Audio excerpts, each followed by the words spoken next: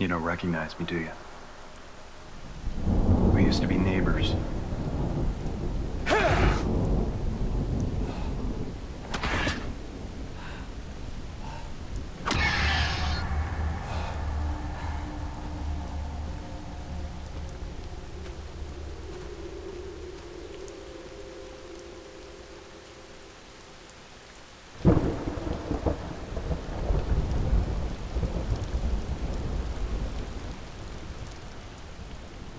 Released in 2012 as the 8th and final installment in the Silent Hill series, Silent Hill Downpour is known by many as one of, if not the worst entry in the Silent Hill franchise. Downpour was released at a very pivotal time for the series. The previous 2 to 3 titles in the mainline games had generally been met with disappointment from longtime fans of Silent Hill. At the time, the original developers behind the first 4 fan-favorite Silent Hill games, known as Team Silent, had been disbanded to give Western developers a chance to create the next installments in the series. This led to several experimental titles released by a handful of different studios over the course of 8 years. It seemed like each developer was trying to revitalize Silent Hill as a series, a good example of this being the puzzle-focused Shattered Memories or the action-heavy Homecoming. After years of mediocre at best releases, it seemed like all fans really wanted was a true return to form for the franchise. This is where Downpour gave a glimmer of hope for fans of Silent Hill. In many interviews with developers, it was hinted that Downpour would take a lot of inspiration from the cult classic Silent Hill 2, and although fans had been burned by the recent Western takes on the series, there were more than a few that got their hopes up for Downpour. Obviously, Downpour wasn't received very well. Fans were let down once again, and Konami essentially abandoned the franchise for nearly a decade, excluding the cancelled Silent Hills. With a brand new Silent Hill game on the horizon, and a remake in the works, I thought that this Halloween, I'd dive into Silent Hill Downpour for the first time, give you my honest thoughts and opinions on the story and gameplay, and see if Silent Hill Downpour deserves the title as one of the worst Silent Hill games ever released.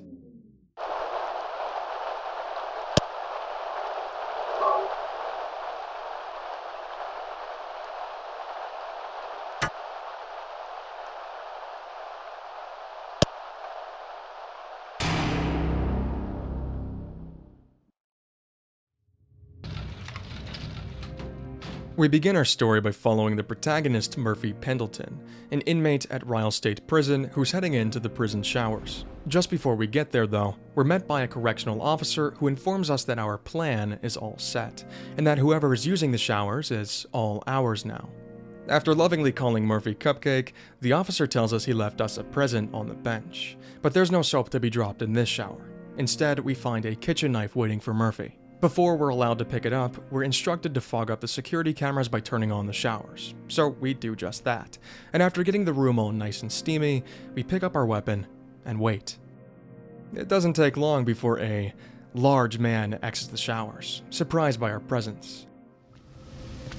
Jesus, you scared the hell out of me. What the hell's going on? Where's Sewell?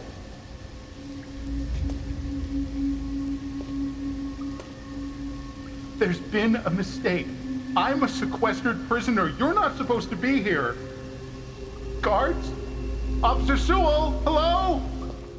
We learn through a short bit of dialogue that this guy is supposed to be sequestered, which means he's probably not allowed around schools anymore.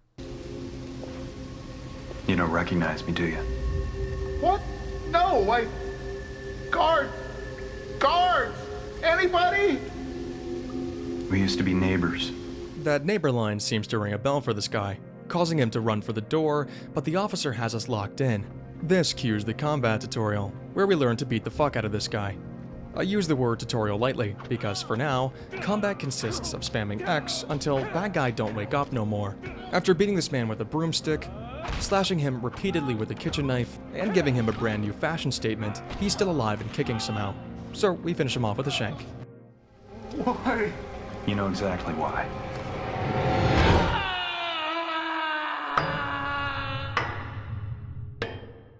Murphy is awoken in his cell by the officer from before, who we now know is named Officer Sewell. Sewell informs us we're being transferred to a new prison, and escorts us outside into the transfer bus. Well, guess this is it. No fond farewell? You gonna miss us? Not even a little. Give it a couple of days at Wayside Max. I bet you'll start to miss this place after all. 'Cause we sure are gonna miss you. Move 'em out! It's here we meet another officer named Cunningham, who, for no apparent reason, starts mean-mugging us down. Pendleton.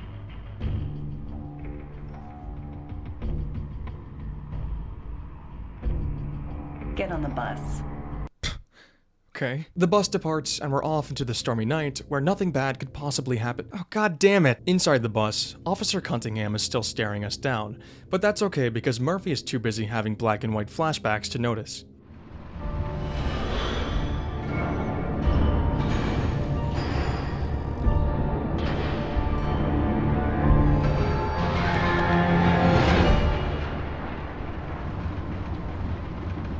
You have a good nap, Weddle? Tell me something, puta.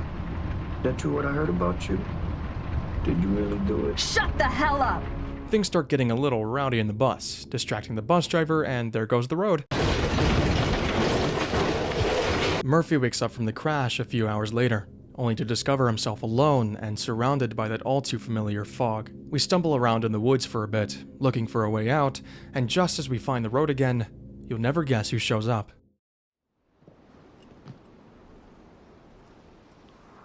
That's far enough. Get your ass down on the ground now. Hands where I can see them. Do it. Take it easy. I'm not going anywhere. I said, on the ground now. I was just looking for help. And you just happened to lose your cuffs in the process? Save the bullshit. Officer Cunningham holds Murphy at gunpoint, and even though Murphy tells her that this is stupid and they could help each other out, Cunningham still wants to put Murphy back under arrest. She begins to make her way towards Murphy, having to cross a narrow ledge in the process, but of course, she loses her grip and slips off said ledge, somehow managing to catch herself at the last second. Now, hanging off the side of a ravine, she begs Murphy to pull her to safety. Pull me up. You're then given a choice. You can choose to help her up, or leave her to fall. Now, despite her attitude towards me, I did try to help her, but it didn't matter because she immediately falls anyway. I thought for a second while playing that I'd just been too slow to choose, but no, there's no way to save Cunningham. With nothing more to do than reflect on Cunningham's death, Murphy turns back towards the road and begins the trek into the town of Silent Hill. On the main road towards Silent Hill, we discover a seemingly abandoned gas station, where we find a flashlight, a weapon, and a map of the surrounding area. That weapon didn't last long because I promptly dropped it trying to crouch through some debris 10 seconds later. Oh.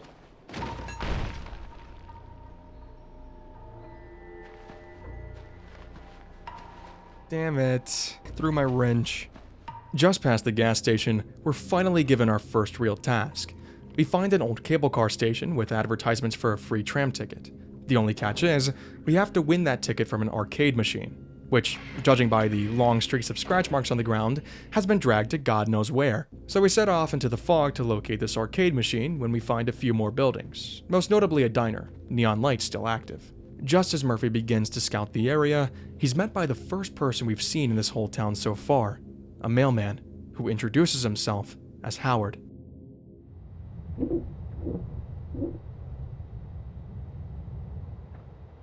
Wicked old beast, ain't she? What? I said she's a wicked old beast. Me, I'm partial to something with a little less rust. But to each his own. I don't want any trouble. Just point the way out of town, and I'll keep right on going. Now who said anything about trouble? Just trying to be helpful, son. Name's Howard, by the way. Murphy. Heading to prison, are you, Murphy? Just looking for a way out of town is all. That's so. Afraid all the roads are out, every last one of them. Strangest thing. I suppose if you're really desperate, you could try the old Skytram. Course it hasn't really been kept up since the accident. I'll take my chances. That's the spirit. Well, this mail ain't gonna deliver itself. Good luck, Murphy. Hope you find whatever it is you're looking for. Hey, what's the name of this place? It isn't really explored in Downpour, but Howard Blackwood is a pretty interesting character that shows up in a handful of Silent Hill projects. In the Silent Hill comic Past Life, it's revealed that Howard has been roaming around Silent Hill since before it even became an official town in the early 1800s. That means that by the time Murphy meets Howard in Downpour, Howard has been alive for over a century. Now, besides being the postmaster for Silent Hill since the mid-1800s, not too much more is known about Howard's background. We do know that before arriving at Silent Hill, Howard was an escaped slave that killed an overseer of a plantation. This could mean that at some point he had his own psychological trial at the metaphorical hands of Silent Hill. I'm not sure if Howard is even human anymore.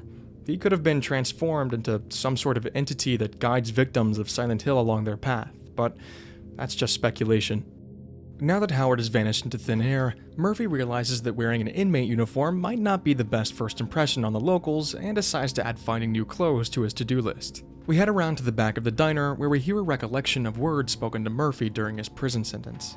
You can't undo anything you've already done, but you can face up to it. Man. I must have hit my head pretty damn hard in the crash. This is the first of many echoes we'll hear throughout the game. It also seems to signal that Murphy might be losing his grip on reality, which will get much, much worse very soon. Murphy breaks his way into the diner, where we find one of the most important items in every Silent Hill game, the radio. For those that aren't aware, radios, or walkie-talkies, are used throughout almost every Silent Hill game to signify enemies are nearby. If you hear radio static, you're not alone. Side note, I'm pretty sure finding the radio in this diner is a callback to Silent Hill 1, as Harry Mason also finds the radio in the 5-2 diner in that game. I just thought that was cool. We head to the kitchen, finding the gas is actively spewing out of the stoves, so we turn the valve to shut the gas off, which somehow ignites the gas, and the kitchen erupts into flames. Not to worry though, we hit the fire alarm and the fire is put out by the sprinkler system, only for the room to start ripping away, transporting Murphy to the other world. What the hell is this? This is a pretty cool effect. I really like the visualization of the normal world literally being torn apart to reveal the rusted hell underneath. I think it also kind of serves as a representation of Murphy's mental state deteriorating as he spends more and more time in Silent Hill. We wander around the winding halls of the other world for a while, taking in the nice scenery of rusted barbed wire and blood spitting out of decayed vents. Unfortunately, we don't get to sightsee for long, because we're about to encounter the first of many chase sequences throughout the game. As Murphy enters a corridor, he's met by a black hole that materializes right in front of him. This void will suck up anything that crosses its path, including Murphy, so there's no way to fight it. Instead, Murphy runs through the other world as the void follows close behind, throwing down obstacles behind him in hopes to slow it down. I gotta say, I was not a big fan of these chase sequences. I feel like a big part of Silent Hill games is getting to take in the atmosphere of the other world, and when you're forced to run almost completely through it, it kinda ruins the chance of building any tension. Also, most of these chase sequences were pretty boring to me. There were one or two times when they tried to spice up the gameplay of running in one direction by adding multiple paths to take, but it ended up just being a chase sequence in a maze, which is just tedious. It doesn't help that when you get too close to the void, it cuts the speed of the game in half, only making things more annoying and drawn out, to me at least. Murphy loses the void by cutting through a crawl space and sliding down the water slide from hell, where he finds himself in a large room and is forced to flip paintings upright in order to escape. Oh hey void, another chase sequence occurs, but Murphy finds an endless staircase and the void just gives up, I guess. Do I not realize this staircase is endless, or what? Oh, okay. Yep, there you go. Murphy ends up right back where he started in the diner's kitchen, or so we think, until he exits the room and we find ourselves in the middle of a 2-story building. I pick up a wooden chair to defend myself. Okay, this will be my new weapon. And start to explore my surroundings. In the basement, we find an elevator that needs to be repaired, and as we gather the components to fix the elevator, we get to see a familiar face from prison. Fucking like that, bitch. Come on, bitch. Fucking get back up. You wanna fucking try that again? Oh, it's my friend.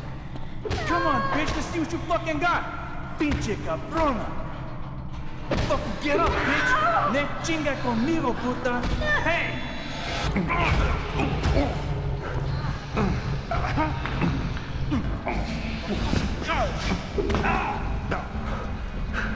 go, asshole, you don't understand.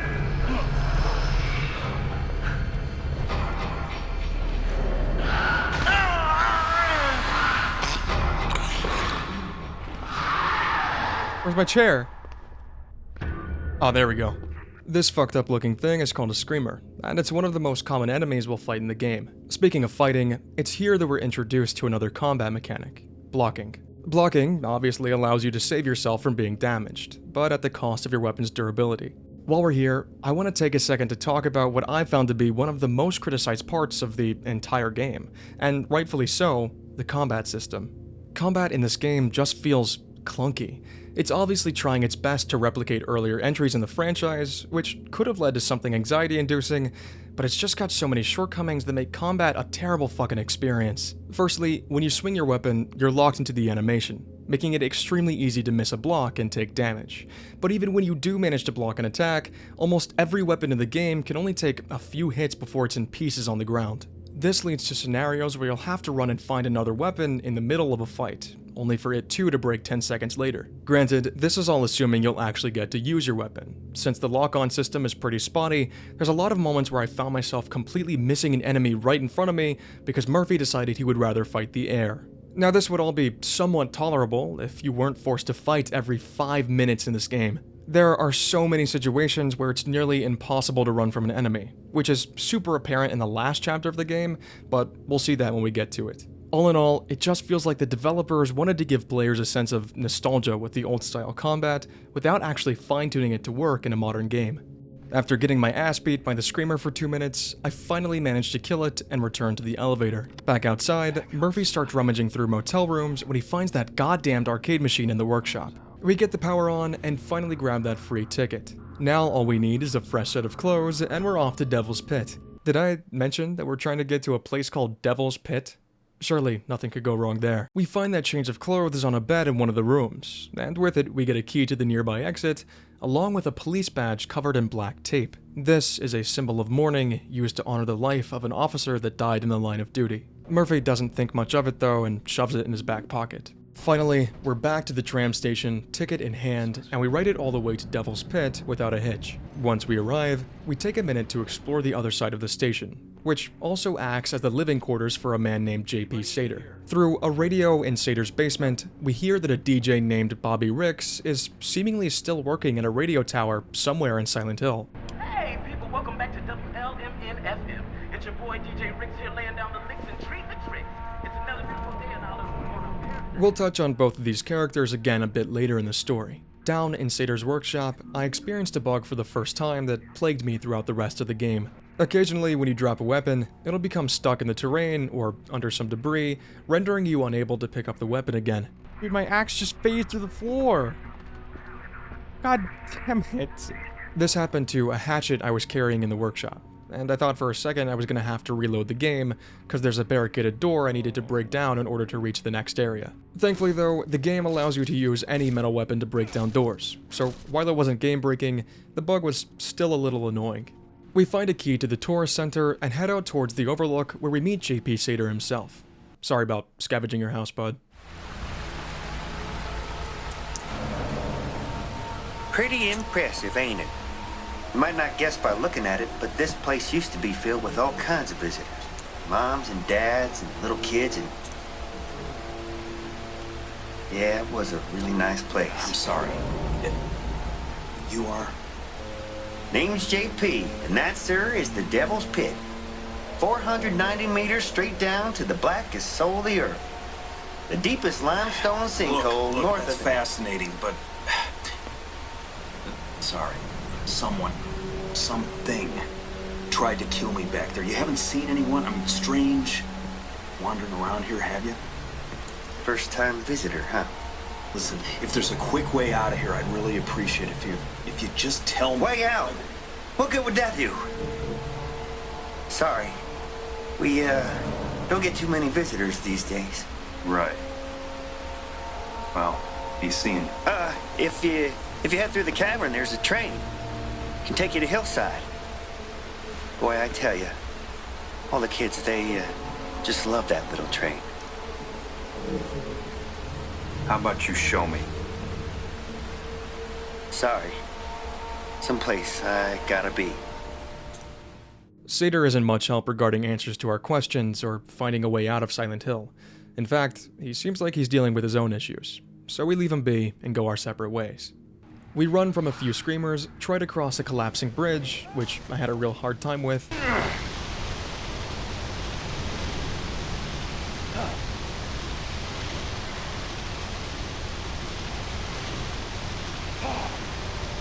Then we get detoured to a cave. Honestly, there isn't much going on in this cave besides a few simple puzzles. Oh, and we lost our flashlight when the bridge collapsed, so we have to use a lighter to navigate the complete darkness, which was a bit annoying. Our radio doesn't pick up anything, but we are being stalked in this cave. As Murphy is heading down an elevator, a large creature just out of sight jumps on the roof and slashes the cables, causing us to crash at the bottom of the elevator shaft. Murphy crawls out of the wreckage, somehow still alive, now trapped deep in the monster-infested mines. After getting our bearings, we move forward with the new objective of escaping the cave. We soon approach a door with a piece of a news article nailed to it. The headline reads, "Train accident at Devil's Pit causes death of 8 children." In this article, we read the witnesses' accounts of an accident that caused a tour train to derail in the mines. They say the train's conductor was visibly intoxicated. He was belligerent to everyone, even the kids, one tourist says. We get the name of the conductor whose irresponsibility caused the death of 8 children, J.P. Sater, the same man we met at the Devil's Pit Overlook. Murphy doesn't have much time to dwell on it though. He's got his own demons to face in the mines. Like the one that cut the elevator's cables that we fight right now. I want to say this is a mini-boss type fight, though once you get the hang of his attacks, he's really not that hard to defeat. Plus, he becomes a fairly common enemy later on. We kill this thing and head into yet another elevator, because those always seem to work out for us, and we find ourselves at a smaller overlook, where we once again see J.P. Sater. This time, however, Sater is hanging over the railing of the overlook, clearly ready to jump. Sater! Oh, it's just you. What are you doing, JP? You know, enjoying the view. Seems like a dangerous place to be sightseeing. You know, none of those things they said about me are true. The papers and stuff, people around town, my lawyers, they said it was just circumstantial evidence and whatnot. That's what I kept telling them.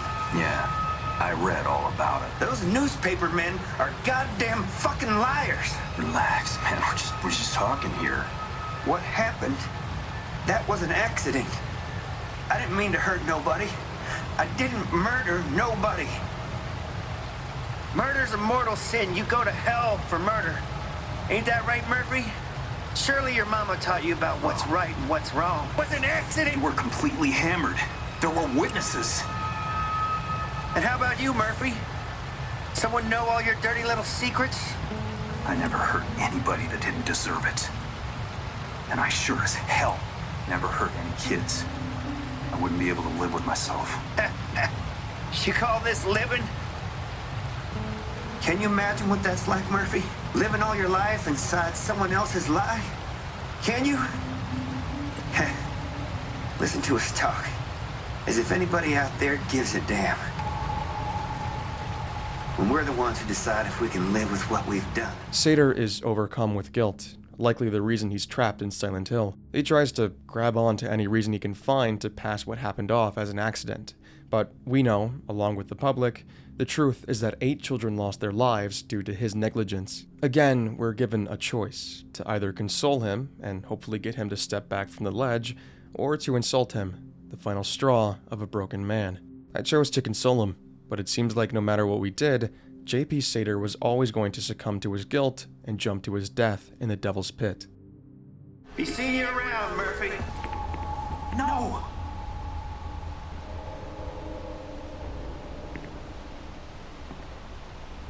With no further choice than to head back into the mines, we continue looking for a way up to the surface, encountering several of the large monsters, and even using dynamite to blow our own path through the cave. Eventually, we find a tour train, the same ride that Sater was conducting during the crash. The train likely leads to the surface, but in order to get it running, we have to solve a puzzle. After 10 minutes of me failing to understand what the fuck I'm supposed to do,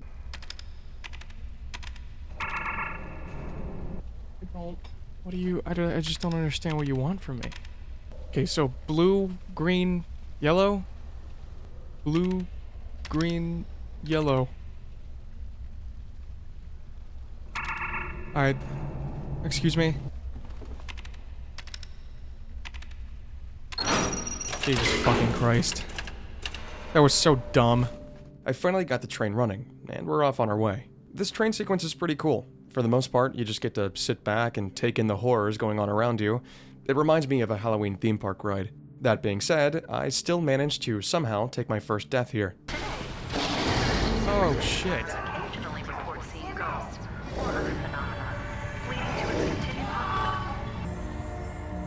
Oh, I died. I was shaking. The best part about this ride is getting to see this freaky looking thing. What the fuck? Apparently, it's called the Monocle Man, and is supposed to be the face of JP Sater. Disappointingly, this is the only time you get to see this creature in the entire game. During development, it was planned for this monster to be a fully fledged boss fight, as we can see in a trailer that Konami accidentally released in 2011. I'm really sad this boss fight got scrapped. It could have been a highlight in a game otherwise filled with lackluster creature design. The train derails just as it did before, once again burying Murphy deeper in the cave. But like the trooper he is, Murphy gets back up and tries again to find his way out of here. Pendleton! Are you fucking kidding me? Murphy is just as surprised as we are to see Cunningham still alive after her fall in the woods. Cunningham forces Murphy up against the wall and searches him, finding that mourning badge in his back pocket. This sends her into a violent rage, placing Murphy on his knees and pressing the barrel of her gun to Murphy's temple. But before she has the chance to pull the trigger, she takes another look at the badge and is overcome with grief. I can't. I can't. I'm sorry. I can't do it.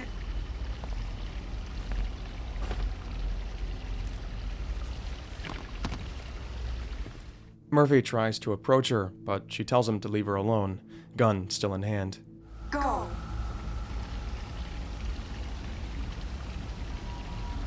What the hell are you waiting for? Leave me alone, goddammit! It doesn't look like there's much we can do to make amends for whatever she thinks we did right now, so we take her advice and leave her sitting against the railing. Good news though, we finally made it out of the cave. Bad news, there's a demon beating on the walls. Oh shit! Right before we pass the exit doors, a nearby radio suddenly turns on, and a familiar voice fills the room. Speaking of which, this next one goes out to Murphy Pendleton, a lost soul on a stroll. You keep on keeping on, bro, and your pal DJ Ricks will do the same, playing the music y'all want to hear. DJ Ricks dedicated a song directly to Murphy. How he knows who Murphy is, or why he's reaching out to him is unknown, but Murphy's gonna try to find out. In fact, that's our next objective, to locate where DJ Ricks broadcasts from and find out what he knows. Finally, after 2.5 hours of gameplay, we've actually made it into the town of Silent Hill in a Silent Hill game.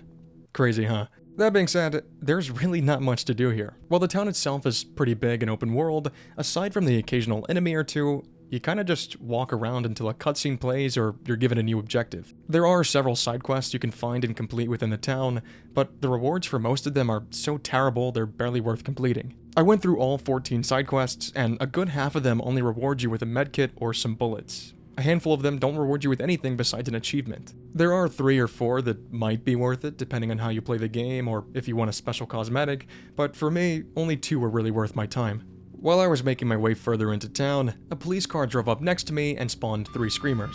Oh.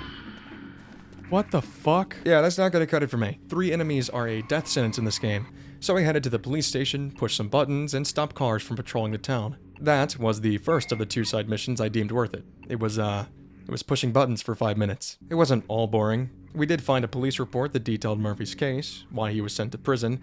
Apparently, Murphy broke into and stole a police cruiser, going on a reckless chase and crossing state lines. We also found another radio. This time, DJ Ricks was pleading for help, telling us to find him in the old clock tower. Please. Can anybody hear this? The station. In the old clock tower. Anyone? I'm waiting, please. We head back out into the fog, trying to find a way towards an old clock tower, when we encounter a new enemy. Oh, what the hell? This guy is a prisoner minion. They come in 2 different varieties, the punchy and stabby type. He's a little more agile than the screamers, but not too much of a problem to deal with. We take care of him, and I notice an open window on the building behind me, so I let myself in. Inside, we hear a crying woman locked behind iron bars, but it doesn't take long before I figure out a way in. The crying stops, and we find our first firearm of the game, a Colt handgun. And thank God we do, because we just woke up one of the most annoying enemies.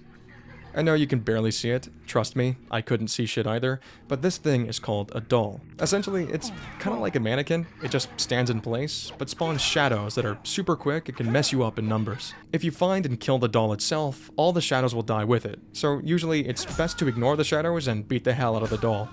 I killed the doll and started to head back outside when I noticed this locker that had a keypad on it. I was a little confused because I'd been all around the area and hadn't found a combination for anything, so eventually I ended up searching online and found that, interestingly, these lockers were a pre-order bonus. So depending on which retailer you pre-ordered the game from, you get a code for these lockers. Each code could only be used once and had different sets of items included. Of course, over the past 12 years, all of the codes were put online, so I chose to redeem the golf club and rifle code.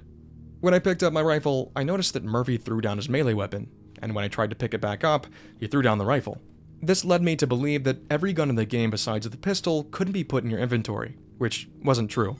Turns out, you can only carry one gun in the inventory, and whatever gun you're holding will be dropped on the floor if you try to switch weapons. I could have dropped the pistol and carried the rifle with me throughout the game, but I didn't, because I'm stupid. I ended up wandering aimlessly through the town for 10 minutes, looking for any kind of objective, when a group of enemies surrounded me. Now usually, I do my best to run away from a group, but since I had my brand new rifle with me, I was feeling a little more confident. That was a fucking mistake. I have never in my entire life played a game with worse aiming mechanics than Silent Hill Downpour. It felt like I was playing on a fucking Wii. It was terrible. This is the worst aiming system I've ever seen. When you aim down sights at an enemy, your crosshair doesn't stay in place. Instead, it auto-aims towards the closest enemy and jitters around the screen in what I can only assume is supposed to represent weapon sway. I cannot fathom how this was allowed to stay in the game. I get the game is supposed to be scary, and gunning down every enemy you see would eliminate the fear factor. But for God's sake, you can't land a single bullet in this game. There were plenty of times where an enemy was within 2 feet of me, and I would still unload into the wall behind them. Okay, I won't rant anymore. I'm sure you can tell how I felt about it. That shit sucked. Moving on. After reloading the game 4 times, I managed to take down the group of enemies. God, that was a fucking nightmare. And we finally find where we're supposed to go. Might I add that the way we're meant to go is just a random-ass house in the corner of the map? Yeah, thank God I managed to randomly walk down this alleyway. Otherwise, I would have been stuck in this empty town for another hour. I used this fire poker to pull down a ladder and climb my way inside the second-story window. Right as we enter, we hear yet another message from DJ Ricks, calling out to us by name again, urging Murphy to find him. Another dedication for Mr. Popularity today, Murphy Pendleton. The WLMN-FM phone's been ringing off the hook for old Murph. All I can say, people, is that DJ Ricks is gonna have to meet this dude someday and find out what his secret is. There isn't much else going on in this house. There is a disco ballroom. Oh, what the fuck? Hell yeah! I head downstairs into the exit when I finally get confirmation that I'm actually making progress in the game. Jesus. Howard tells us that the radio tower is in the Centennial building, so we start making our way there. He also tells us that Cunningham's rage towards Murphy is likely personal, which makes you wonder what he could have done to piss her off, considering they hadn't even met before he got on that bus. We find ourselves in a new part of the town, but that's alright, because at least we know where we're going now. We fight a few monsters and hear another call from DJ Ricks on the way to the Centennial building, but once we arrive, Murphy finds another note from prison attached to the front door, leading him to have a flashback. What do you want from me? What do you want from me? Hey, Murphy! I got your paperwork here. Take a look. Hey, Murphy, remember, this is a limited time offer, my friend. I'll let you know. What's up, Officer Coleridge? What was that about? Nothing. Hey, don't bullshit a bullshitter. Sewell's bad news, Murph. He doesn't do anyone favors. What are you in for with him? It's nothing. Don't worry about it. For your sake? I hope so. I don't want to get your hopes up, kid, but the parole board's looking pretty closely at your case. Don't screw this up now. Not after all I've done to get you out of here. Don't worry, Officer Coleridge. I got it all under control, just some unfinished business to take care of. What the hell are you doing in here anyway, Murphy? You're not like these guys. Told you, sir. Car theft, resisting and evading, and... Yeah, you stole a police cruiser and led him on a 10-hour chase down the eastern seaboard. What makes a guy with no priors and a clean psych do something that stupid? I think you at least owe me the truth. Maybe I just needed to escape from the world for a while. Yeah, well, you just steer clear of Sewell and do your homework, right? You got it, Chief. Officer Coleridge seems to be one of the few positives in Murphy's prison life, helping him get eligible for parole among other things we'll discuss later. I think the most important part of this cutscene, however, is that we learn Murphy wasn't a hardened criminal before serving his prison sentence. In fact, he'd never committed a crime until he stole that police cruiser out of nowhere. It's looking like he intended to go to prison, and while we may have some ideas on why, nothing has been confirmed just yet. Now, inside the parking garage, Murphy has to find a way to unlock the freight elevator in order to reach the broadcasting station, and to do that, he'll need a keycard. We start looking around and get jump scared by a few monsters and a dog. Oh shit. Before finding a note that details Officer Coleridge's report against Officer Sewell. Looks like Coleridge was onto Sewell's shady business back in prison, and was trying to alert the higher-ups. Taking a look through a broken wall, Murphy watches the shadow of a large creature wielding a sledgehammer slam it down on a smaller shadow.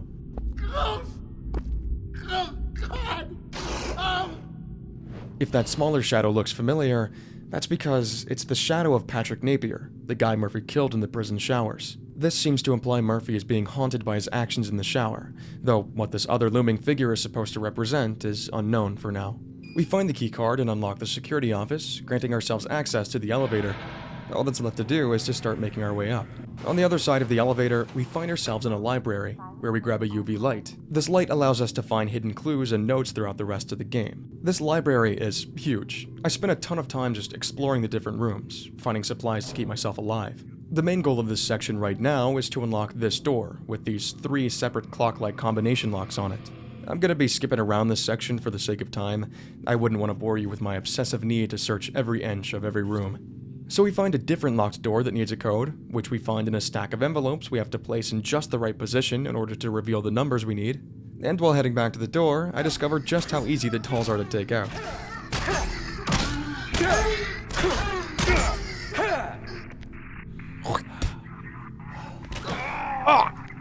They don't swing fast enough to interrupt you, so you can just pummel them into a corner until they die. The locked door led to the balcony area, which is severely fire damaged, leaving Murphy to have to climb his way to the 3rd floor. On this floor, we find a document that details Patrick Napier's case, which includes 3rd-degree murder and the sexual assault of a child below the age of 14. We also find a box of projector slides that likely have the answer to our clock puzzle, so we head back down to the door and yeah, there they are. Behind the clock door, we watch the world dissolve away again, but this time, we don't end up in the other world. Instead, Murphy finds himself in a flashback of a conversation he had with Sewell. Unfortunately, I can't play this cutscene for you, because there's a radio blasting copyrighted music in the background, but essentially, this conversation took place before Napier's murder. Sewell tells Murphy he'll give him the opportunity to exact revenge on Napier for Charlie, who we can assume to be Murphy's son. Sewell says he'll make sure the shower is clean after it's done, leaving no trace back to Murphy, but in return, Murphy's gonna owe him a favor. Murphy agrees and they part ways, Sewell reminding him one last time that Murphy still owes him. The room returns to normal and we're able to find a complaint form and a keycard. The complaint form shows us that Sewell had multiple reports from both prisoners and staff about his aggressive and suspicious attitude, which put him under investigation, causing him to be ineligible for higher pay and even getting close to being fired or worse. The keycard allows us to reach floors in the elevator that were previously inaccessible, like the radio station, which we're heading to right now. That must be DJ Rex. Murphy enters Rick's booth and confronts him, but DJ Rex begins to feign ignorance towards Murphy's questions. Murphy starts getting a little aggressive with Rex, telling him not to waste his time. This makes DJ Rex warn Murphy to keep his voice down. Something could be listening to them. Rex tells Murphy about his plan to escape Silent Hill, which is to use his boat docked down at the marina. Problem is, the keys were stolen by whatever creature came through and wrecked the place. In the middle of Rick's plan, he gets a phone call requesting a song dedication. Who's it going out to? But that's nice of you to think of me. Yeah, real nice. Thank you. They're coming. Pendleton. Oh, I gotta tell ya, the way Cunningham bursts into every scene is starting to get real comedic. Just like with every encounter with Cunningham, she questions Murphy for a second, holds him at gunpoint, and then something dramatic happens. Where's everyone going? Bingo? Murphy finds himself alone in the studio. Both Ricks and Cunningham have been taken by the monsters, leaving Murphy with no objective besides trying to find those boat keys. We leave the room and find that the main exit is sealed off, so we've got to use the emergency door that only opens when a fire is detected. We start a fire and trigger the alarm, which, just like the diner, causes the world to rip away. This time though, we're immediately put into another goddamn chase sequence. This one lasted forever. I even got stuck at this one part and died a few times before finding the right path. Eventually, I do finish the chase, and we get to experience some pretty cool stuff. Like this room, where the gravity flips, or this ride in a prison cell, reminding Murphy of his actions in the showers. Near the end of the ride, Murphy sees a figure rolling down the hall in a wheelchair. If you didn't catch it before, we've seen this thing in a security camera back in the parking garage. Murphy seems to almost recognize it, but writes it off as impossible. Looks like my stop.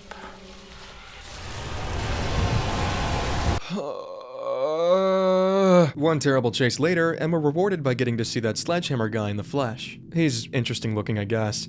Honestly, he'd probably feel more at home in a Resident Evil game, though. It doesn't matter right now anyway. Murphy falls to the floor, and he's got to work his way through these squirters. They don't play around. You take a lot of damage if you mess up here.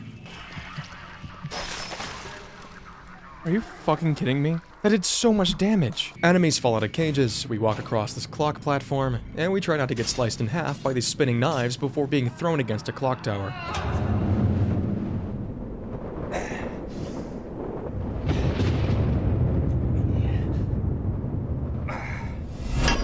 Murphy! Murphy! Where'd you go? Oh, God. Help me. Help! Murphy, run!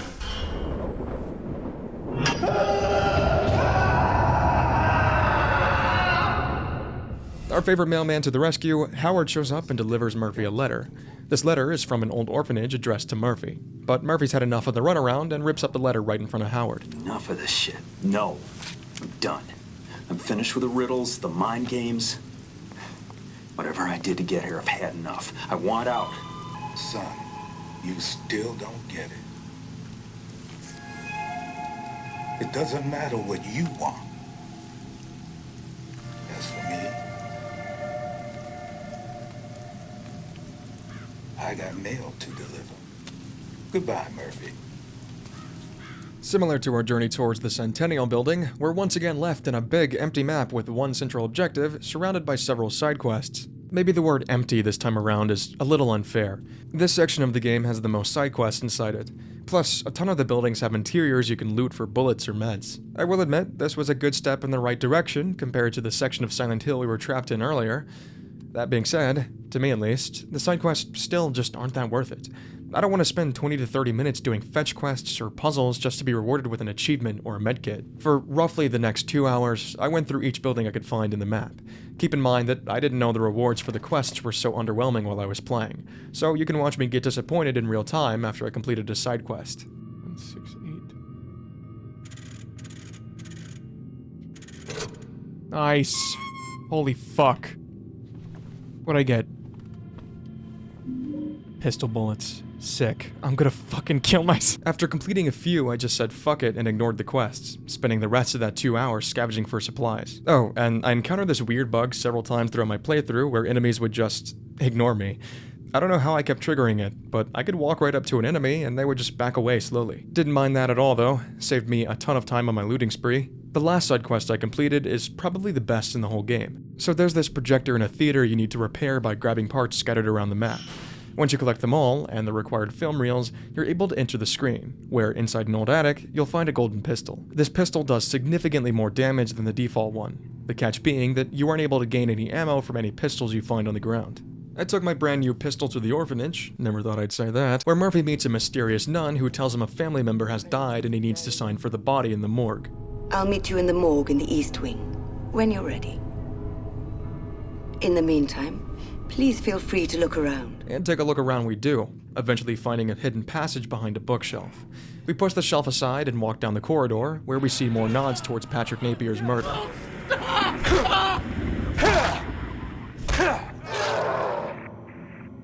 We need to pick up this axe to break down a door later on, but the second we do, the room fills with dolls. I tried to pick up my golden gun and fight them off, but we all know how terrible the aiming is in this game, so I ended up just dropping the gun for now and carrying the axe out. I'd come back for it later, except no I won't because the passageway locked behind me when I left. Oh god, I just got that. Oh my, why? You have no idea how long it took me to gather all the parts for that projector. I was devastated about losing that gun, so I tried to see if reloading the game would put me back before I lost it, and thank god it did. I do all the same shit again, break down the door, take my gun with me, and we're back where we left off. Behind this door is a kid that bears a striking resemblance to Murphy's son Charlie we saw in some flashbacks. He's sitting behind a locked door that we need to get into, but when Murphy asks him to open the door, he says that Murphy is the boogeyman. Or at least will become the boogeyman. The only way we'll get him to unlock the door is if we recite a poem that he claims will make the boogeyman go away. But he's not going to tell us that poem. We've got to find it somewhere in the orphanage. And so we start our objective to find some random shit in a destroyed building. I bet Murphy's getting real tired of this by now. I know I am. So, just like the library, I'm going to skip around to the most important / interesting parts of this section. Again, most of my time here was spent looting anyway. So we actually find the first part of this poem pretty damn fast. It's behind this locked altar that we slam a chandelier into to break it open. Like I said, this was just the first part of the poem. There's still a few more pages we have to find. Nothing can be simple for Murphy. Later, I find a bathroom that has one stall lit up. There's nothing in here, but when we try to leave, the boogeyman appears behind us in a mirror.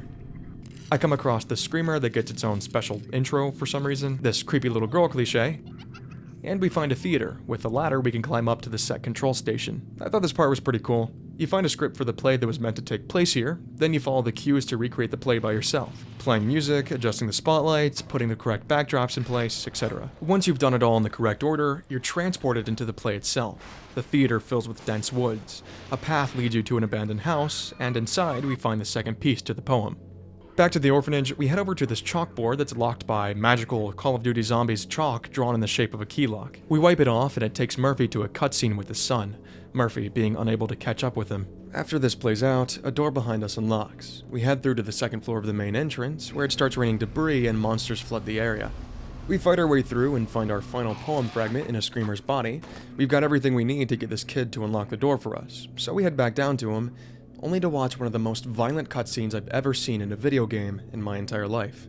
This is a different kind of violent than what you're probably thinking. There's no blood or gore, but I've never seen a brutal on-screen death of a child before in a game. I don't know, it might be because I haven't played a ton of games in my life, but for me personally, I've never seen anything like it. I know this is just a game, but I care about you all, and I know that some of you might not be cool with discussing this kind of topic, so if you want to skip ahead, please go to the timestamp on screen now. Also, I don't know if I can show this kind of scene on YouTube, so I'm gonna play it safe and just describe it. Murphy comes to the door and tells the kid he's got his poem, but the kid ignores him.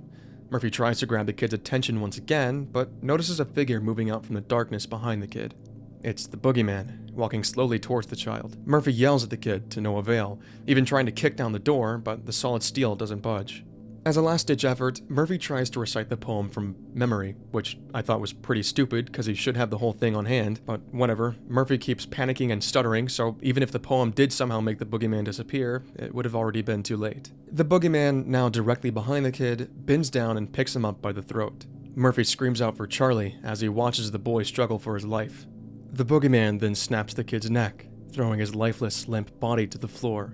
He then backs away, putting a finger to where his lips would be. The door slowly opens, and Murphy is brought to his knees in agony at the boy's side, apologizing for not being able to save him. We then cut to a flashback of the day Murphy's son Charlie was found by the police. That creepy little girl we caught a glimpse of earlier sees Murphy kneeling by the side of the boy and accuses him of hurting the child. She then runs away while Murphy chases her, fearing for her safety. The environment around us dissolves into the other world as we chase her, giving a spin on the chase sequences we've been accustomed to so far. That doesn't last long. We're thrown into another chase soon after. This one throws more obstacles into the mix, nothing too crazy, but when we escape the void, we find ourselves in what I thought was a boss battle. The boogeyman appears on the opposite side of the room and slams his sledgehammer down on the floor, sending a shockwave towards Murphy. At the same time, screamers are brought into the arena that you have to fight, which makes taking damage very easy since you can't move while attacking. Thankfully, all I had to do was survive for a few minutes, and we carry on looking for the girl. There's this PT-like section where we keep going down a flight of stairs into a corridor that changes slightly every time. That was interesting. And then we're back to the theater. This time around, we lift the curtains to unveil a scene of the prison showers made out of cardboard cutouts. We see Murphy heading into the showers, Patrick Napier running away from him, and finally, the boogeyman with his signature sledgehammer. Seeing Murphy's actions laid out in this manner seems to imply that Murphy sees himself as the boogeyman for what he did to Napier. It might also clarify what the boy who looked like Charlie meant when he said that Murphy was a monster. Behind the stage, we find a few bells that need to be rung in a certain order to unlock the next door. Heading through that door, we finally catch up with the girl, who's now having a little chat with the fucked up wheelchair creature. Murphy stomps his way over there a little too hard and falls to the floor, waking up in the morgue, where we were headed all along. It's here that we're pretty explicitly told the message of the game, the cycle of revenge. Thank you for coming to shepherd your son home, Mr. Pendleton. I know it's difficult losing a child. I buried my son years ago. I understand, Mr. Pendleton. We all deal with grief in our own way. Shall we? What? Now, if you'll just sign for your son's body, you can take him home. No! This isn't my son! This thing's a monster, a murderer! What the hell are you talking about? So often the answers are before us, Murphy. If only we allow ourselves to see them. Why are you doing this to me? There were those who dwelt in darkness and in the shadow of death. Prisoners in misery and chains, because they had rebelled against the word of God. Murphy admits to himself that he couldn't accept that Charlie's death was his own fault. It wasn't fair that Charlie's life was taken while Patrick Napier was still alive behind bars. So Murphy did what he thought was right. He got himself arrested, in a non-violent manner, to get closer to Napier. He made deals with Officer George Sewell to give himself the opportunity to kill Napier, but doing so only got him in more trouble. In the end, Murphy says killing Napier didn't solve anything. Charlie was still gone, and Murphy's life had been completely ruined. I think successfully pulling off a cycle of revenge story is a pretty difficult thing to do. The audience is usually going to be split into two groups. One that will accept the cycle being broken and be content with the protagonist learning that revenge won't solve their problems, and one that wants to see vengeance fully carried out, an eye for an eye. I think in a good revenge story, cases can be made for either side. No one is particularly right or wrong, it's up to you as an individual to decide where your morals stand on the matter. In Downpour, we get to see two sides of revenge. The first revolving around Murphy's vengeance towards the killer of his son, his path to acceptance, and the mental anguish that goes with it. The second we haven't fully seen yet in the story, but it shows the consequences of revenge, what happens to the people affected by your rampage, and how it circles back to you. This will give us a clearer understanding of the repercussions of Murphy's revenge later in the story, but for now, I have to ask the question, is this a good revenge story so far? To tell you the truth, I'm personally pretty torn on deciding if this story is good or not. I understand Murphy as a character coming to terms with his son's death. I understand that taking Napier out of the world didn't change what happened, but I think when you have a character that's committed some of the worst atrocities mankind has to offer, the sexual assault and murder of an innocent child, morally, for me, it changes my point of view. There's no redemption for Napier's character, nor could there ever be. What he did makes him an absolute monster through and through. So to see Murphy's mental state, comparing himself to Napier for what he did, it just kind of rubs me the wrong way. At the same time, if I take a step back and look at things from an objective point of view, I get that this hatred and vengeance inside of Murphy will only drive him further down a dark path of violence and self-destruction. And in the story, he has to overcome this in order to save himself from the grips of Silent Hill. So now that I'm here talking about it and processing it out loud with you guys, I suppose overall the story is okay. It might have taken a few steps in a weird direction, but nothing that made me want to put down the controller. We'll talk more about my thoughts on the story near the end of the game, and of course, once we get there, I'll want to hear from you guys too. So keep all your thoughts in mind, and we'll talk about it later. Back to the game, Murphy grabs DJ Rix's keys to freedom. Pretty on the nose there, and for the moment, things seem to be okay. Oh, never mind.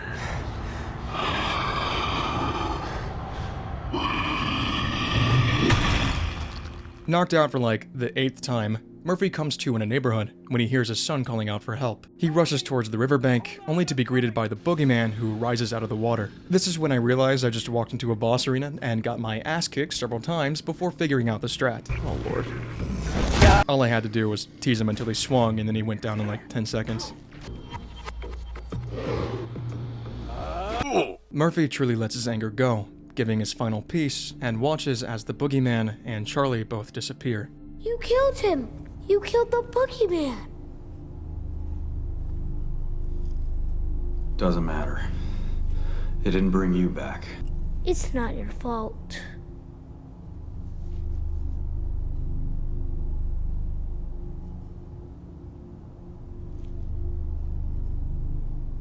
I'm sorry.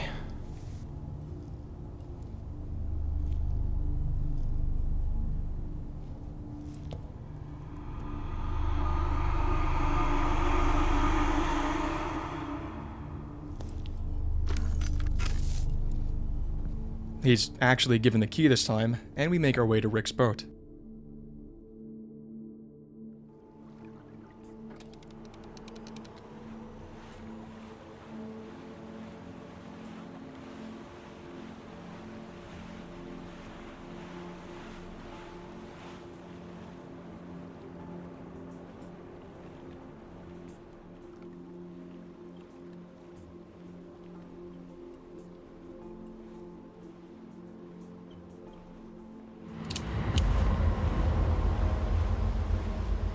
Damn it, was she just hiding in the boat this whole time, waiting for Murphy? Which, first of all, where? There's not a goddamn thing on the boat. And second, how did she even know we were coming here? It wasn't like she was in the room when Rix told us about the boat, unless she was listening in, which begs the question, is Murphy fucking blind? The whole wall was glass. Turn the boat around. Are you out of your mind? We're free! We've got unfinished business, you and I. I have no idea what the hell you're talking about, and honestly, I don't care anymore. There is no way in hell I'm going back. It wasn't a request. We've both just been through hell. Haven't you been paying attention? No, you haven't been paying attention. You think this is all an accident? Just a big coincidence? This town, it knows me. It showed me things. It wants me to finish this. Don't you understand? It'll never let us go until we finish what we started. What you started. I told you. I'm not going back. You might as well shoot me.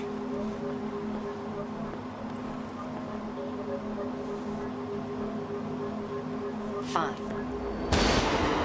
Oh, well, fuck me. You know, at least she actually did it this time. Before we can find out what happens, we gotta see another flashback. In this one, we're back in prison, where Sewell asks Murphy to repay that favor he owes him. I say asked, but it's more like a demand. Sewell threatens to uncover the truth about Napier's murder, which of course would keep Murphy from being released.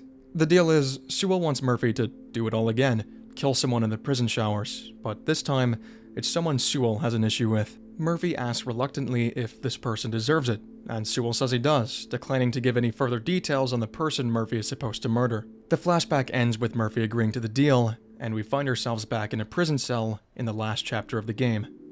Wheelchair Man stares at us for a while before rolling on down the hall, and then our cell door slides open. At first glance, this place seems to be pretty standard with the rest of the game. You walk around, loot a little, solve some basic puzzles, nothing crazy. That is, until you encounter the first enemy, and you realize there is no way in hell you can avoid a fight in this place. The walkways are very tight, so you can't slip around them. You have to fight through every enemy you meet. Now, you might be thinking, Atlas, this is the last chapter of the game, of course they're gonna throw everything they've got at you. Let's take a moment to remember how god-awful the combat and gunplay is in this game. I'm stuck. I can't get out of here. I can't even shoot. This is the worst aiming system I've ever seen. Oh, I'm out. Awesome. Yeah, this shit sucked. Not to mention, they introduced a new enemy here. This guy is the tank of prisoner minions. He will eat your melee weapons like nobody's business, and sometimes he shows up with 2 little prisoners on leashes. Kinky, but keep in mind, all it takes is 2 enemies to fuck your whole day up. As far as the prison chapter goes, we're gonna skip most of it in this video, just because there's barely anything to analyze. Really, this whole chapter you just walk down the halls, fighting any enemies and solving any puzzles you come across. There's only 2 very short cutscenes before the final boss, and the last bits of the story are carried out through notes and documents you can find. It makes for a bit of a disappointing experience at the end of the game. There's no tension or high stakes. Honestly, if it weren't for the fact that we've gone full circle back to the prison, this would have felt like any other section of the game. Just another place Murphy is trying to escape from. Here's the deal. I'm gonna lightning round the most important parts of this chapter, so we can move on to discuss the final boss and the several endings of the game. Alright, early on we unlock a safe, which gives us a keycard that can open the weapons lockers around the map. From this, we get a shotgun, which does a ton of damage when you manage to land a shot, and was the saving grace of this chapter, letting me mow down enemies when I had the bullets. We see this quick flashback of a distraught Murphy. Laying next to him is a letter from his wife. She blames Murphy for what happened to their son, saying Murphy destroyed her life and that she wants nothing to do with him. Right after that, we're gently greeted by the big prisoner tank. Oh shit. No worries though, I had the ammo to put him down. Later, we find a note that discusses the countless ghost sightings in our prison, which is exactly what we needed to top things off. We see nooses hanging from the ceilings of the cells we pass by, once even witnessing the shadow left behind by a previous inmate. There's a workshop area we find. In it, a note from Officer Coleridge, the guy that tried helping Murphy at every opportunity back in prison. This note recommends Murphy for work release, giving him a chance to get out of his cell for a bit. We use this workshop to open a locked door, but once inside, the room starts filling with water. Not only that, but there's a huge monster breaking down the door, so we have no choice but to escape through the vent. This leads us to the cafeteria, where in a flashback, we see the riot taking place that Sewell set up for us. Skipping way ahead, we visit the showers again, where police have collected and labeled the evidence from our assault on Napier. We examine each marker, picking up a few pieces of evidence along the way, and once we've seen each exhibit, Napier's body appears in the middle of the room. Murphy bends down to touch it, and as soon as he does, the other world takes over. Of course, it wouldn't be a trip to the other world without a shitty void chase, but we're in for a treat, because this one is uniquely terrible. It takes place in an actual maze, meaning you'll want to bash your head against a wall by the midpoint. To make it even better, enemies can spawn here too. Sometimes on the narrow path you have to take, which makes you have to turn around and do your best to avoid being swallowed by the black hole behind you, only to try and find your way forward again, hoping this time an enemy won't be there to fuck you. You better hope you still have medkits after that, because you are immediately thrown into an arena fight where you're forced to defeat multiple waves of enemies to move on. This part wasn't actually too difficult with my shotgun. They give you a fair amount of ammo to work with. After that, we're given a fun little puzzle section where we turn valves to switch the orientation of the room. There's nothing difficult about these puzzles, they're just a fun little gimmick you get to mess around with for a while.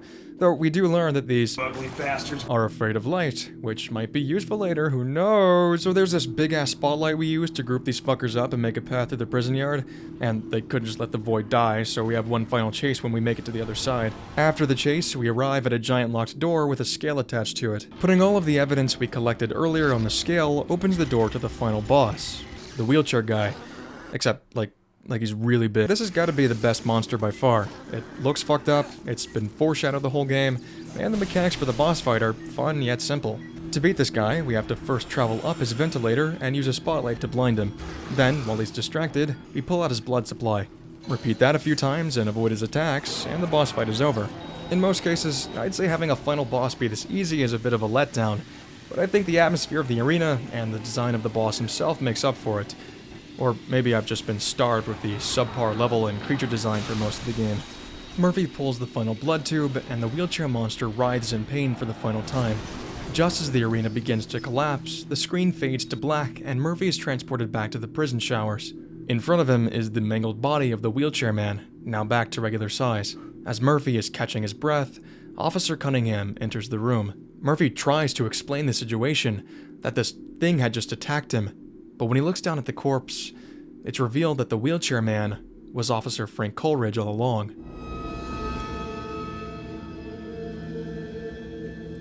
No, that's not how it was supposed to go. That's not what I agreed to.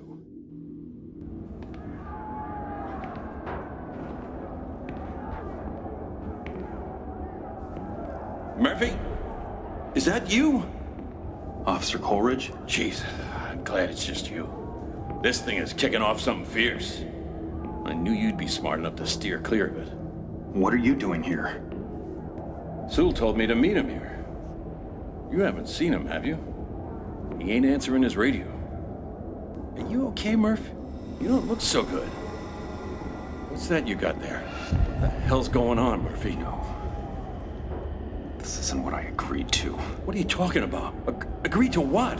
Tell him, Murph. What's going on here, Sewell? Why didn't you answer the radio?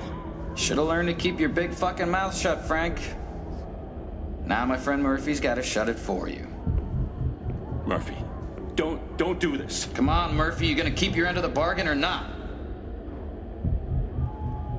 Do it, you Murphy. son of a bitch! No. Sewell had set up Murphy to kill Coleridge. After all, Officer Coleridge was determined to put Sewell under investigation for his suspicious behavior with the inmates. Murphy weighs his options for a moment before turning to Sewell and telling him no. Murphy settles back into the present, being held at gunpoint once again by the relentless Officer Cunningham. In a single sentence from her, we finally understand why she's been obsessed with capturing Murphy this entire time. You know, he was a great man, my dad. Frank Coleridge was her father. Murphy pleads for his life, telling Cunningham that he never hurt her father, but she doesn't want to hear it. She tells Murphy that all she saw when she looked at her father in his wheelchair, barely clinging to life, was Murphy, her monster. The game switches focus to Cunningham, we're now seeing the world from her perspective, and when she turns to look at Murphy, she sees her boogeyman, the same form that Murphy saw Patrick Napier in. You don't know how many strings I had to pull to get your transfer approved, to get you to my prison. The favors I had to call in, the sick things I had to do to get you under my watch. You don't have to do this. My father was a good man. He didn't believe in revenge. But I do. We're now in control of Cunningham's boogeyman, chasing her down an endless hallway while she fires at us and releases monsters to distract us. The end goal is to catch up to her, and once we do, we're given the final choice of the game. Spare her, or kill her. Okay, let's pause here for a second. So this game has 6 endings in total. 4 are normal endings determined by your actions, we'll talk about that in a second, and 2 are special endings, only available after accomplishing certain tasks. I didn't find out until after I'd completed the game that there's a karma system used to determine which ending you'll receive. There's 3 actions in the entire game that decide what your ending will be. 2, of course, being your decisions with the first Cunningham encounter, as well as how you treat JP Sater. The final action is based on how you deal with the common enemies you fight throughout your playthrough. When you fight a monster, eventually it'll collapse on the ground, giving you the option to either move on or finish it off. You know exactly what I did every time. Finishing a monster off earns you negative karma, and there are a lot more monsters than moral choices in this game, so you can probably guess what my karma ended up looking like. Regardless, we're going to talk about every ending and the karma you need for it, starting with the negative endings and ending on the positive ones. The worst ending, earned by killing Cunningham and having negative karma, is called execution. In this version of events, Sewell got away with killing Officer Coleridge and successfully penned it on Murphy. With Patrick Napier murdered, Murphy was also found guilty of drowning his own son. Murphy is tried and sentenced to death, which is where we pick up in this final cutscene. We see Murphy in the execution chamber, strapped to a table as a description of his crimes is read aloud. Sewell enters the room and asks Murphy for his final words, which are, "Yeah, I'll see you in hell. Cupcake." He's then killed by lethal injection and the credits roll. Pretty unsatisfying ending to say the least, but I guess it's what you get for being the bad guy or whatever. Moving on. This next one is called Full Circle, and you get it by killing Cunningham with positive karma. This one starts off during the second prison riot, when Sewell tried to convince Murphy to kill Coleridge, except this time, Murphy goes through with it. He stabs Coleridge with his shiv, letting him bleed out on the shower floor, but when he takes a step back, he sees 2 bodies, father and daughter, Cunningham and Coleridge. Murphy seems to snap back into reality and realize what he's done, looking at his hands and screaming no. This is when he spots one of the officer's firearms on the floor and uses it to end his own life. Except that doesn't work. Murphy finds himself right back at the beginning of the final chapter of the game, sitting in his prison cell as the mangled Coleridge watches him from his wheelchair. Murphy begs for this all to stop, hearing the voices of the others he met throughout his journey, all who were forced to repeat the same tasks over and over again. This ending is the most obvious, hey, you made a wrong choice out of all of them. I mean, it pretty much tells you to load back in and pick the other option by showing you this ending led literally nowhere. Nothing actually happened in this ending. It's a little dumb, I'm not gonna lie. Alright, ending 3, halfway there. So this one's called Reversal, and it's one of the 2 special endings. Actually, it's the first ending I got in my playthrough. To get this one, you'll need to let Cunningham kill you during the final chase. Just never catch up to her and let her shots hit you. I got this one on my playthrough because I was worried if I started to attack her I'd get a bad ending, but instead, I got this kind of neutral one. So the ending is pretty straightforward. It takes place during the first cutscene of the game, back when Murphy was in Royal State Prison. This time though, like the name suggests, the roles are reversed. Instead of Murphy being locked in his cell, we see Cunningham in that inmate uniform. She's awoken by Officer Pendleton. Murphy has taken the place of Sewell. He calls for her cell to be opened, as now she's the one being transferred to a new prison. By killing her boogeyman and not confronting it like Murphy did, Cunningham is destined to repeat her cycle over and over again. It's pretty similar to the message of the last ending, but at least it was more visually interesting this time around. Okay, we've got all the bad/neutral endings out of the way. Let's talk about our first positive one, called Forgiveness. If you spare Cunningham with positive karma, the boogeyman, or Murphy, will throw down a sledgehammer and walk away. We'll then pick up on the cutscene from just before the chase, the one where Sewell sets up Murphy to kill Coleridge. This is a straight-up continuation of the cutscene. Murphy says that he won't kill Coleridge, so Sewell does it for him, beating Coleridge with his baton and hitting Murphy when he tries to intervene. As Coleridge lies on the floor in pain, Sewell starts a monologue about how he gave Murphy Napier and didn't get his deal in return. Interestingly, Sewell states that Murphy never actually killed Napier, he just severely injured him, causing Sewell to have to finish Napier off. This changes the whole way we view Murphy as a character. He's no longer a killer. However, this was stated to be a scripting error by a producer, and that Murphy was supposed to be a murderer. But in the official comics that follow Cunningham's experience in Silent Hill, this was again confirmed to be true. Murphy didn't kill Napier. I guess this leaves the audience to decide what they want to be canon. Pretty messy if you ask me, but it is what it is. Sewell finishes off Coleridge and calls the other officers to pin the blame on Murphy. The screen fades back to the present, where Murphy is his regular self again, kneeling at the side of Coleridge's body. Murphy apologizes to him as Cunningham puts a hand on Murphy's shoulder. He looks up at her and blames himself for what happened, but she tells him it wasn't him that killed her father, and she forgives him. The two share a hug and are transported to the shore of a lake nearby the initial bus crash. For once, the rain has stopped and the clouds make way for the sun to shine down on the lake. They don't have much time to take in their freedom, though. Cunningham gets a call on her radio from another officer who's out looking for her. She gives the officer her location as Murphy watches apprehensively. The officer on the other end then asks for Murphy's whereabouts. Cunningham takes a long look at Murphy before shaking her head and radioing back that Murphy is dead. She then tells Murphy he'd better leave, and they look at each other one last time before Murphy escapes through the forest to start a new life. This ending is pretty good, all things considered. The cycle of revenge is broken, Murphy gets to start a new life, and Cunningham finally understands the truth of what happened to her father. The one thing that throws me off about this ending is that the police aren't going to find Murphy's body. This would probably lead to Murphy either being captured and sent back to prison, or spending the rest of his life in hiding. Also, Cunningham would eventually be questioned on how she knew Murphy was dead if she can't locate a body, which would get her into trouble as well. It's funny to think about the long-term plan for these two after this ending, but as it is, it ties up the story pretty nicely. Let's go over the final special ending next. This one's a lot cooler than the other special ending, don't worry. So, to unlock this ending, you'll have to play through the game a second time, where you'll find a new side quest has been unlocked. Throughout both sections of the town, you'll find 7 different dig sites scattered around the map. If you take a shovel and dig up all the artifacts inside them, you'll complete the quest and automatically unlock the surprise ending. Just play through the rest of the game as normal, and regardless of whether you choose to spare or kill Cunningham, you'll always get this ending. We see Murphy digging a tunnel out of his prison cell with a spoon, eventually breaking through the floor of a dark room. Something runs across the screen just out of sight.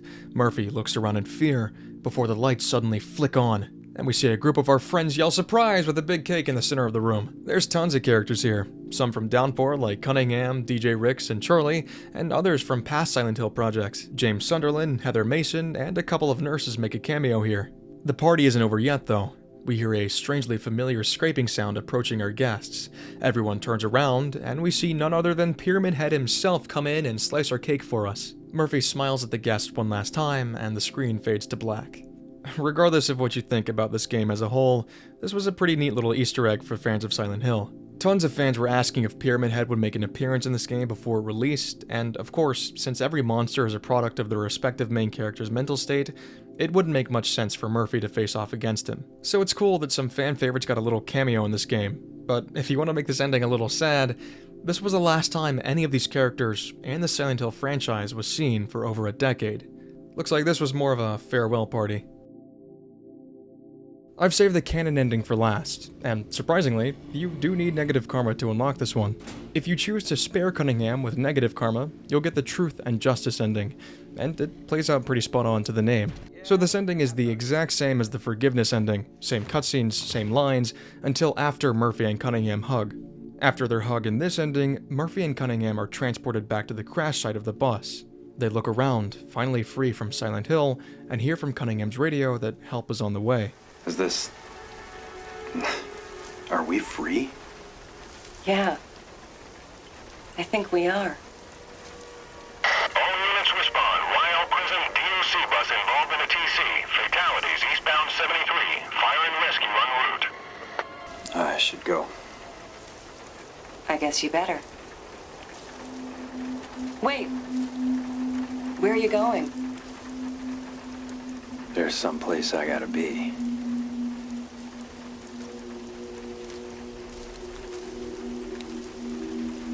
Murphy, wait.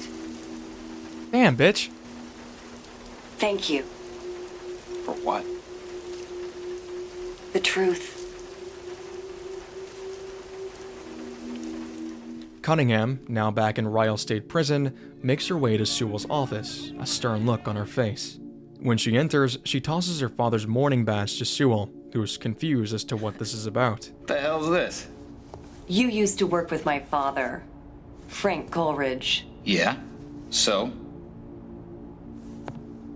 We need to talk. I do really like this ending.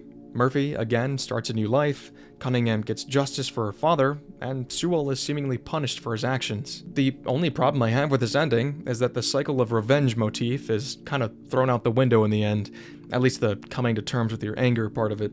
If Cunningham does kill Sewell for murdering her father, doesn't the cycle kind of just repeat itself? I mean, if he's dead, she'll likely get trapped in Silent Hill all over again, until she finally lets go of her vengeance. I don't know. I'm personally a fan of the ending. The major characters got what they deserved, and that's what matters to me. Maybe they intended for the cycle to repeat itself endlessly. It is a scary thought if you linger on it long enough. Murphy's come a long way since his time in his cell back in Ryle State Prison, and so have we. We've pulled apart every major mechanic and story element there is in Silent Hill Downpour, so I guess it's time for me to give my overall opinion on the game. I think the best way to do this is to divide the game between its pros and cons, and then give my final thoughts in one neat package. Let's start with Downpour's problems first, and while it does have quite a few of them, there's still some stuff I think it handles well. Right off the bat, we of course have to talk about the terrible combat. I know I've already shared my opinions on it several times throughout the video, but it's really something that holds this game back from being a significantly better experience. I mentioned early on that the developers seemed like they wanted to carry over the combat mechanics of the first few Silent Hill games, and I think that's a great idea, in theory. Honestly, I think the close quarters combat of those early games would work amazingly in a modern survival horror game, if you do it right. One of the biggest problems I had with combat in Downpour was the lock-on for enemies. In this older combat style, you can't move or readjust while swinging your weapon, so you really rely on the game to target the nearest enemy and connect your hits. Obviously, only if you're within close distance and looking in the right direction, but Downpour just doesn't do that. There's very little auto-targeting, which is made considerably worse when you take into consideration that almost every enemy in this game is extremely fast, which just leaves you frustrated when you take what should be unnecessary damage after every encounter, forcing you to waste resources on healing every 15 minutes. Now, it does get a little easier once you start getting used to it, but I mean, at that point, you're just kind of compensating for the game's shortcomings. Another problem regarding combat is the weapons themselves, rather their durability. I really like that the game features a ton of different weapons, a lot of which are pretty unconventional. It really immerses you in the perspective of someone using anything at their disposal to survive. Problem is, 90% of those weapons are borderline useless. The durability for weapons across the board is annoyingly low. You can find a brand new solid steel fire axe and it'll be destroyed after fighting 2 junkies with nothing but their fists. The only redeeming factor for the weapons is the fact that they're everywhere, but it doesn't make it any less annoying to have to interrupt a fight in order to fetch another weapon. As far as the guns go, I have no fucking clue what they were going for. If I had to guess, they might have been trying to take the 100% lock-on accuracy of the older games and add modern features to it to make it more difficult, like having a reticle and weapon sway. It didn't work. It did not work. That's all I can say without screaming. It was just... wow, it was bad. Alright, moving away from the combat, something else that definitely held this game back, especially in comparison with previous Silent Hill titles, is the level and creature design throughout the game. The world of Downpour is a little generic, I'd say. Now, it isn't awful by any means, but it certainly doesn't compare to a lot of the classics. It's a little hard to explain, but for me, the town of Silent Hill just didn't feel as unsettling as it did in Silent Hill 2, for instance. The fog isn't quite as thick, everything kinda looks the same, and there aren't as many different landmarks and buildings when compared to previous games. Like I said, the levels aren't terrible, they're just not particularly good either. The creature design, though, that was pretty bad. The two common enemies you fight throughout the whole game, the screamers and the prisoners, they're just boring. Nothing about them is really scary or even that cool looking. They don't have different variants to spice things up, even though you fight 100 of them over the course of the game. Unless you count giving this guy a knife, then by all means, he's a completely different character. These big, weeping bats aren't great either. Their faces are a little fucked up. That's kinda cool, I guess. The prisoner tanks are just big prisoners, minus the headgear. The void is a ball. And I'm not even gonna count these losers on spikes. The only somewhat common enemy I think really stands out is the doll.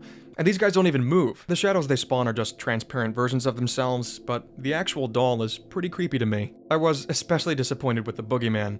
He's gotta be one of the worst designed villains in the Silent Hill franchise. I still think the final boss was really cool, paired with the realization of who he used to be. It's great. And goddamn, I wish they kept that Monocle Man boss fight. He was by far my favorite monster design in the whole game. I did generally enjoy the story and pacing of Downpour, but there were a lot of points where things started to become pretty predictable. The most atrocious example of this being the void chases in the Otherworld. There wasn't a single time where you visit the Otherworld and aren't chased by the void at least once, if not multiple times. This was disheartening for me, because I really loved exploring the Otherworld in previous Silent Hill games, especially Silent Hill 1.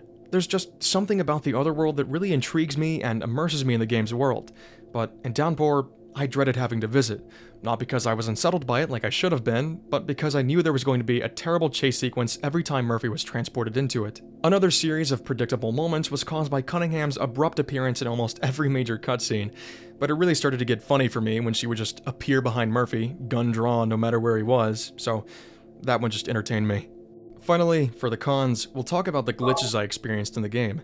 Now, I do want to say beforehand, I read some reviews of the game when it first released, and it looked like it was fairly bugged at launch. Obviously, it's improved since then. I didn't experience too many issues, but I can understand why it left a sour taste in the mouth of early players. I only encountered 3 bugs in my playthrough. Granted, I didn't 100% the game, so I couldn't tell you if there was any bugs regarding the side quests or anything like that, but for a casual playthrough, it did pretty well. The first bug was my weapons falling through the floor or under some debris a couple times, losing them permanently, so I did have to make sure when dropping an item that I was in a clear area. The second was the bug that made every enemy passive towards me.